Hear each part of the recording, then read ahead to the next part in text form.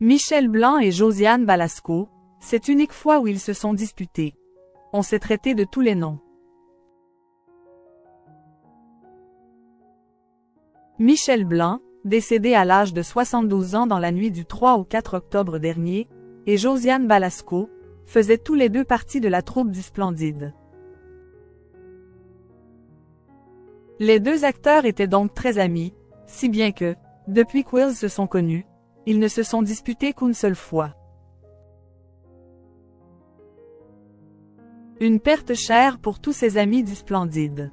Dans la nuit du jeudi 3 au vendredi 4 octobre dernier, Michel Blanc a succombé à un malaise cardiaque survenu après un choc anaphylactique à l'âge de 72 ans.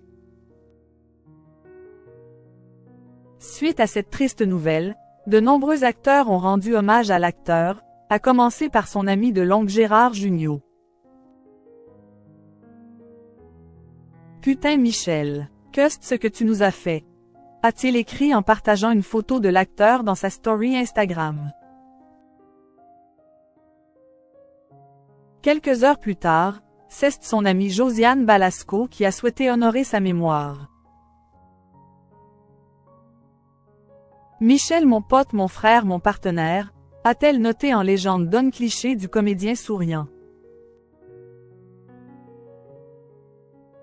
Car après s'être lié d'amitié en 5e avec Gérard Jugnot, puis Thierry Lhermitte, Christian Clavier et Marianne Chazelle, Michel Blanc avait fait la connaissance de Josiane Balasco qui avait rejoint la bande d'amis quelques années plus tard.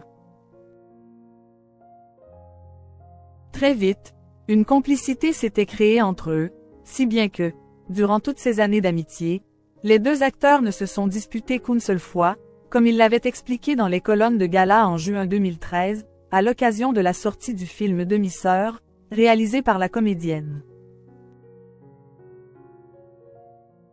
Une dispute datant de 1985 lors des répétitions de la pièce de théâtre intitulée Nuit d'ivresse, qu'ils avaient créée ensemble. On était à bout de fatigue, on s'est traité de tous les noms, on est rentré chez nous, s'était rappelé Michel Blanc. Une altercation qui fut de courte durée puisque les deux amis se sont finalement rappelés dans la soirée. Josiane Balasco, de son côté, admettait d'ailleurs ne pas se souvenir de cette dispute. Amis inséparables, les deux acteurs avaient même le sentiment de faire partie de la même famille. Il y a des univers d'enfance communs, expliquait l'acteur. Ni elle ni moi ne sommes issus de la bourgeoisie de Neuilly, on a plutôt été élevés dans des milieux populaires.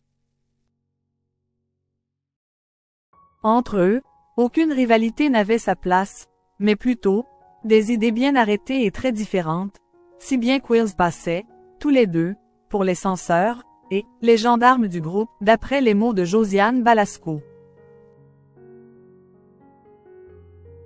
Mort de Michel Blanc. Cet examen médical qui lui aura été fatal. Selon les informations relayées par M6, après avoir pris un traitement antibiotique au cours de la matinée, Michel Blanc s'était rendu dans un cabinet de radiologie situé dans le 14e arrondissement de Paris à 14 heures. Son état de santé s'était ensuite rapidement détérioré. L'acteur avait donc été pris en charge par le SAMU avant d'être admis aux urgences de l'hôpital de Saint-Antoine à 15h30. Michel Blanc a été réanimé après 6 arrêts cardiaques, mais il est malheureusement décédé à 22h45.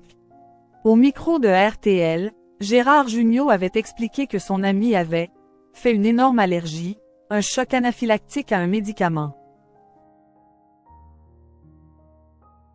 D'après BFM TV, l'acteur aurait donc été victime d'un œdème de Quincke, provoquant un gonflement de la peau et des muqueuses au niveau de la tête et du cou.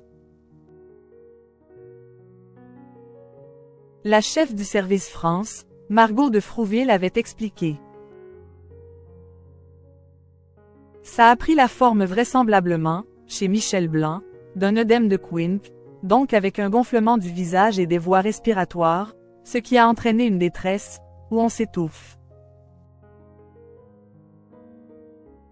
Généralement, ce sont les aliments qui sont responsables de ce choc, dans 60% des cas. On a environ 15% des cas qui sont liés aux médicaments.